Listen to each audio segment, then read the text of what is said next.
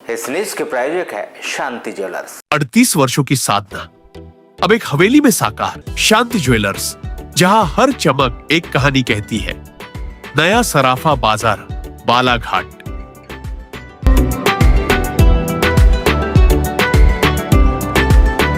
जिले के किरणापुर क्षेत्र के अंतर्गत आने वाली सीआरपीएफ कैंप बिठली से एक ऐसी रोंगटे खड़े कर देने वाली खबर सामने आई, जहां ड्यूटी पर तैनात एक हेड कांस्टेबल को पानी लेते समय एक डरावने और बेहद ही जहरीले सर्प ने डस लिया। सांप के काटने के बाद कैंप में मचे हड़कंप के बीच मुस्तैद जवानों ने न केवल उस जहरीले सर्प को ढूंढकर मार दिया, बल्कि घायल हेड कांस्टेबल के साथ साथ उस मरे हुए सांप को भी एक डिब्बे में बंद कर सीधे जिला अस्पताल बालाघाट लेकर पहुंच गए। इस हाई वोल्टेज वाकये के बाद अस्पताल में सीएसपी और पुलिस अमले की तैनाती हो गई।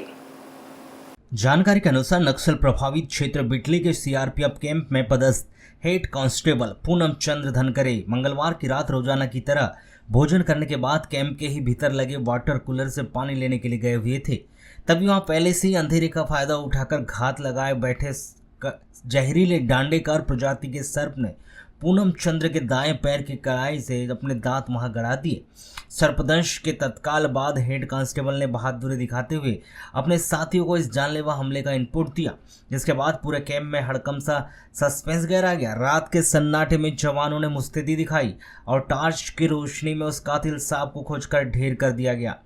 डॉक्टरों को सांप की सही प्रजाति पहचानने में कोई भ्रम न हो, इसलिए सीआरपीएफ के जवान मरे हुए सांप को साथ लेकर रात में ही जिला अस्पताल पहुंचे, जिसे देखकर अस्पताल का स्टाफ भी चौंक गया। जवान को सांप काटने की खबर मिलते ही नगर पुलिस अधीक्षक, सीएसपी सहित सीआरपीएफ के आला अधिकारी और ग्रामीण पुलिस का अमला रात में ही जिला अस्पताल पहुंच गया। डॉक्टरों की टीम ने बिना एक पल गंवाए घायल हेड कांस्टेबल का इलाज शुरू किया। डॉक्टरों के मुताबिक फिलहाल उनकी हालत स्थिर बनी हुई है।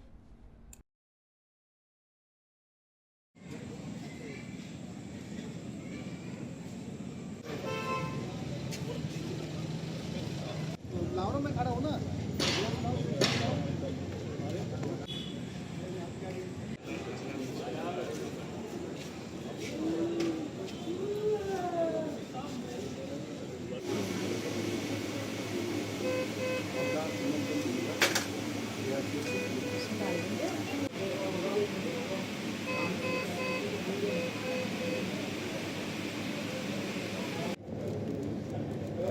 साढ़े 7 बजे सीआरपीएफ के हेड कांस्टेबल पूनम चंद धनकरे जी को वहाँ पे स्नेक बाइट हुई है।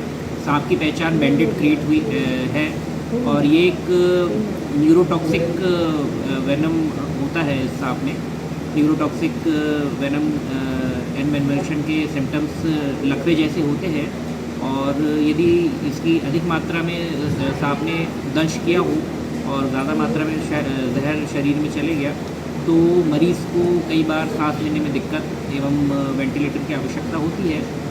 अभी मरीज़ जो हमारे पास में आए हैं करीब 2 घंटा बाद यहाँ पे आए हैं, लेकिन उन्हें इस तरीके के अभी कोई सिम्टम्स नहीं है।